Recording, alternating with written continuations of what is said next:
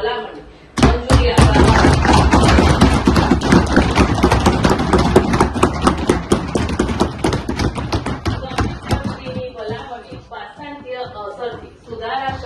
એમ આપણે સામાન્ય સભાનો શુભારંભ કર્યો છે અને ગાંધીનગર મહાનગરપાલિકાના sub auditor, sub accountant, medical officer of health, designated officer તેમજ food inspector, food safety officer જેવા વિવિધ વર્ગ 1, 2 અને 3ના કર્મચારીઓને સરકારશ્રીના નિયમો મુજબ ભરતી બઢતી નિયમોમાં સુધારાની મંજૂરી આપવામાં આવી છે.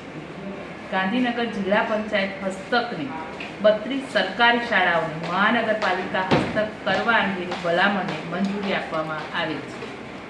અને નવીનમાં આસિસ્ટન્ટ સેક્રેટરીમાંથી સેક્રેટરીની બઢતી આપવાનો પ્રશ્ન ઘણા સમયથી મુલતવી હતો, જેને મંજૂર કર્યો છે.